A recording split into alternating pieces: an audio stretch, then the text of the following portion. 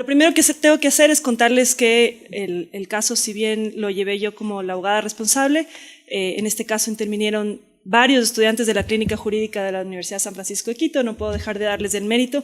Como pasó tanto tiempo, sigue pasando tanto tiempo, en el litigio de este caso han participado por lo menos 8 estudiantes y también el apoyo de Juan Pablo Albán como uno de los abogados del caso ha sido fundamental. Les cuento un poquito de qué se trata. Como estamos, entiendo, entre abogados, no sé si todos han escuchado alguna vez sobre el síndrome de Laron. No me voy a meter en detalles médicos, pero sí les voy a contar un poquito de qué se trata este síndrome, esta enfermedad. Ahí pueden ver ustedes una imagen de los niños con síndrome de Laron. Sin entrar en detalles, el síndrome de Laron es una deficiencia en la hormona de crecimiento. No pone en riesgo a la vida de las personas, no es que los niños se van a morir por tener este síndrome. Sin embargo, obviamente sí afecta su calidad de vida, su posibilidad de una vida digna, porque se quedan de una talla mucho menor a la de la mayoría de la población. Las buenas noticias es que existe un tratamiento que, si bien no les permite a los niños con síndrome de Laron alcanzar una estatura normal, pongo normal entre comillas, puedo decir promedio, es un tratamiento que les permite crecer unos 10 a 20 centímetros, dependiendo de la efectividad del medicamento en cada uno de ellos, y alcanzar con eso una vida mucho más digna. ¿Cuál es el problema con este tratamiento? Que es una enfermedad muy rara. Es una enfermedad que existen aproximadamente unos 300 casos en todo el mundo. De una manera muy curiosa, unos 100 de esos casos están aquí en Ecuador. De hecho, por ejemplo, solo en Loja están como 23. Eso habría que estudiarlo, ¿no? Ya les dejamos el deber a los médicos estudiar por qué en Ecuador hay tantos niños con este síndrome de Laron. Pero ¿cuál es el problema? Que hacer una enfermedad tan rara, a ninguna farmacéutica, a ninguna empresa le interesa comercialmente este medicamento, ¿sí? Entonces, es un medicamento que se vuelve caro, porque como hay tan poca gente que lo requiere, no se comercializa de manera suficiente. De hecho, hoy por hoy, este medicamento está disponible únicamente por una empresa que se llama Ipsen, que está en Francia. Esta empresa, de hecho, le interesa desarrollar el medicamento. Se ha puesto en contacto con el Ministerio de Salud y demás, tratando de que se les dé un registro sanitario para poder entrar al Ecuador y empezar a probar el medicamento. Ha hecho todo este tipo de ofertas, pero como ya van a ver, no se ha avanzado mucho en esto. Ahora, más allá de los casos que tenemos en Ecuador, también tenemos una normativa súper favorable. Si leemos no solo la Constitución y la manera en la que la Constitución tutela el derecho a la salud, incluso el derecho a los medicamentos, además de los derechos a una vida digna y una vida a la integridad personal, tenemos la Ley Orgánica de Salud con todo un capítulo dedicado para las personas que tienen enfermedades catastróficas, huérfanas y raras.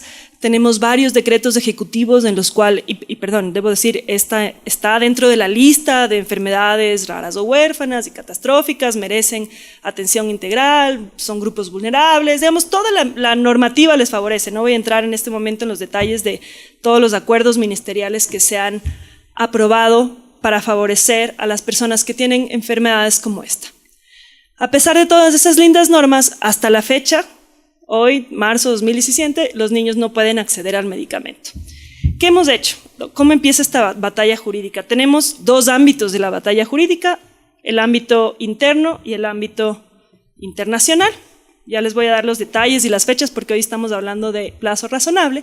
En el ámbito interno intentamos primero una acción de protección, y de hecho la ganamos, que es súper raro. No sé, entre los abogados que están aquí, ¿cuántos pueden decir, gané una acción de protección? Es casi milagroso. La acción de protección fue decidida de manera favorable para los niños en el 2010. En el 2010 ya un juez se animó a decirle al Ministerio de Salud, el Ministerio de Salud está obligado a varias cosas, entre ellos a gestionar que los niños puedan acceder a este tratamiento. Como no se cumplía la medida, se intentaron medidas en el ámbito internacional. Ya les voy a contar un poquito más de detalles, medidas cautelares ante la comisión, una petición ante la comisión que sigue también esperando y una acción de incumplimiento ante la Corte Constitucional. Tenemos entonces los 2 ámbitos. Es una lástima que no se ven muy bien las fechas. Vamos a hacer lo posible por explicarles lo complicado que ha sido este litigio. La línea de arriba es la acción de protección que En 2010, diciembre de 2010, ya tenemos una decisión del Tribunal de Garantías. Se inició en octubre y en diciembre ya teníamos la sentencia. En ese sentido, el plazo razonable de lo que fue la acción de protección estuvo muy bien. Después ustedes pueden ver que en estos años no pasa mucho, 2011, 2012, sí pasó, no lo detallé aquí, pero pasó que el Tribunal de Garantías seguía insistiendo, ¿no?, al Ministerio de Salud que cumpla con su decisión. Ante la falta de respuesta del Ministerio de Salud, como les conté, en julio del 2011 se presentaron ante la Comisión Interamericana de Derechos Humanos al mismo tiempo una petición con una solicitud de medidas cautelares. Julio del 2011. Respuesta de la Comisión a las medidas cautelares, julio de 2014. Medidas cautelares, estamos hablando de cuestiones que deberían decidirse en días máximo, que se supone que son graves y urgentes y demás. Le tomó a la Comisión hasta 2014 para tomar una decisión, y cuando tomó su decisión decidió rechazarlas porque, claro, no había un tema ya urgente, había más bien un daño que ya estaba consumado.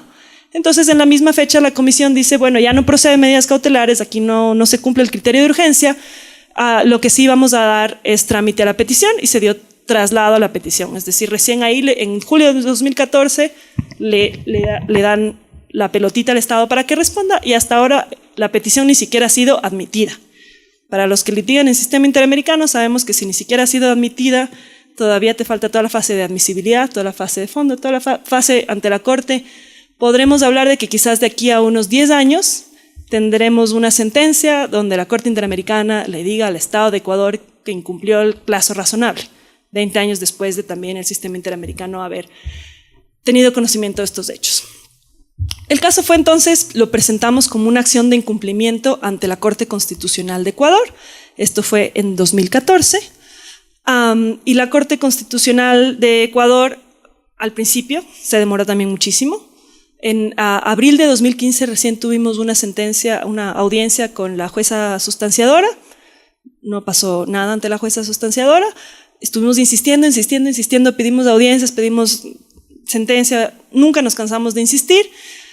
Finalmente, en diciembre del año pasado, diciembre del 2016, nos convocaron una nueva audiencia, esta vez ante el Pleno, fuimos a la audiencia y el 30 de diciembre de 2016 nos notificaron la sentencia de acción de incumplimiento, que fue nuevamente favorable para los niños con síndrome de Laro. Sí les digo algo curioso, cuando llegamos a la audiencia yo sinceramente pensé que la Corte finalmente había escuchado todos los pedidos que yo le hice por una audiencia. Y en la audiencia, en la Corte dijeron que la semana anterior el Ministerio de Salud le había pedido la audiencia y que por eso la concedía. Entonces yo pensé, la cancha está inclinada ante el Ministerio de Salud, pero de hecho la sentencia fue favorable. Tenemos entonces una sentencia de la Corte, ya les voy a contar qué es lo que dice, de 30 de diciembre de 2016, declara el incumplimiento, le dice al Ministerio de Salud que tiene que proporcionar el tratamiento a los niños con síndrome de Larón, y estamos terminando el mes de marzo y tampoco se ha cumplido la sentencia. Entonces, la injusticia continúa. Les cuento un poquito de los detalles de la acción. ¿Qué ordenó el juez en la acción de protección en 2010? Muy rápido. Ordena 3 cosas. Primero, dice que tiene que haber una comisión bipartita en la que, por un lado, están los accionantes, los niños, representados por el doctor Jaime Guevara. El doctor Jaime Guevara es uno de los médicos investigadores con más conocimiento sobre este tema. Y por otro lado, el Ministerio de Salud Pública. Primero, una comisión bipartita. Segundo, que los accionantes presenten el protocolo médico al Ministerio de Salud y a que éste tenga el aval de la Universidad Central, que eso también se hizo. Y tercero, que cuando el Ministerio de Salud reciba este protocolo, gestione el apoyo médico para el tratamiento en síndrome de Laro. Esas fueron las palabras en las que se expresó el juez en 2010. Ojo que estamos en 2017. ¿Qué dijo la Corte en 2016? Sobre el primer punto, de conformar una comisión bipartita, que no se ha ejecutado. Sobre el segundo punto, que tenía que ver con entregar el protocolo que cumpla con el aval de la Universidad Central, que de manera formal se ejecutó. Y el tercero dice, no, aquí analizó todo lo que había hecho el Ministerio de Salud y dijo que el Ministerio de Salud había trasladado a las víctimas, en este caso, a los administrados, la ejecución del cumplimiento de todo lo que el CENESID ordenaba que tenga el protocolo, y de hecho la Corte dice que no había constancia alguna de que el Ministerio de Salud Pública haya realizado gestiones para cumplir lo requerido. bien interesante. ¿Qué hace la Corte? Además de aceptar la acción de incumplimiento, declarar el incumplimiento, la Corte va mucho más allá. Muy lindo. Declara medidas de reparación integral. Y a través de las medidas de reparación integral, de alguna forma modula la sentencia de la acción de protección, cuyo lenguaje quizás no fue lo suficientemente claro.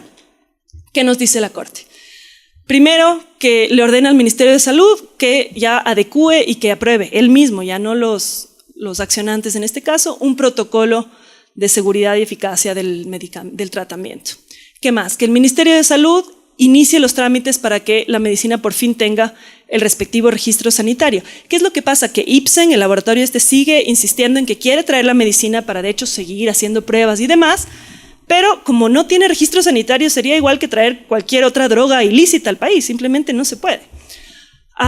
Finalmente, no finalmente, porque son como 6, que el Ministerio de Salud, después de tener ya el registro sanitario, proceda con el suministro del medicamento a los niños y niñas que tengan el consentimiento informado de los representantes legales. Lo del consentimiento informado ayuda mucho porque una de las defensas del Ministerio de Salud Pública a lo largo de todos estos años ha sido que el medicamento tiene contraindicaciones. Por un lado, dice sí, les puede hacer crecer 15 centímetros, pero la caja dice que pueden empezar a roncar, que pueden tener dolores de cabeza y demás. Entonces, claro, el consentimiento informado de un padre de familia que pueda decir prefiero que mi hijo crezca 15 centímetros a que ronque, parece importante. Que el Ministerio de Finanzas asigne los recursos correspondientes al Ministerio de Salud Pública para la adquisición continua del medicamento. Excelente que la Corte haya dicho eso también.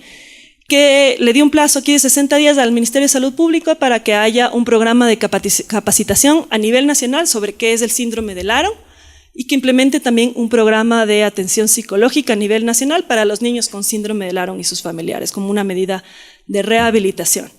Maravillosa la sentencia de la Corte. Si tuviera tiempo les contara un poco más de los estándares de la Corte, bien importantes sobre acceso a la salud, derecho a los medicamentos, muy útiles para otros casos que podríamos tener aquí, que el Ministerio de Salud Pública simplemente por falta de recursos económicos muchas veces niega el acceso a ciertos medicamentos. La sentencia muy útil, linda, pero no tenemos hasta la fecha cumplimiento de esta sentencia de la Corte Constitucional. La Corte Constitucional tiene a su mano un montón de herramientas que no ha utilizado, y ahí sí me voy a poner un poco crítica, ¿sí? Porque la Corte Constitucional tiene todas las herramientas, lo dice la ley orgánica, que están en el Código Orgánico de la Función Judicial para hacer cumplir sus decisiones. La Constitución en el artículo 86 dice claramente que la Corte Constitucional podrá ordenar la destitución de los funcionarios que se nieguen a cumplir no solo la decisión de la Corte Constitucional, la decisión de la acción de protección, ya pudo haber decidido eso. Y ahora que no cumplen la decisión del máximo órgano de control judicial, también podría aplicar el artículo 86, que también está relacionado con el 24, creo que es de la Ley Orgánica de Garantías Jurisdiccionales. La Corte no se anima a utilizar estas herramientas que tiene para exigir el cumplimiento. Hubo mucha desidia durante muchos años, sobre todo del Ministerio de Salud, pero digámoslo también de la Corte Constitucional, que recién los últimos 2 años ha cambiado un poco y se activó, y mucha desidia también por parte de la Comisión Interamericana de Derechos Humanos. Impacto de la demora. No sé por dónde empezar. Primero, lo más grave, el impacto de la demora, obviamente, en las víctimas. Este tratamiento solo es efectivo para los niños cuando están en edad de crecimiento óseo, en edad puber. Es decir, los años que han transcurrido, desde el 2007 que empezaron la batalla primero a nivel administrativo, después en 2010 a nivel legal y demás. 10 años que los padres han estado luchando por acceder a esta medicina.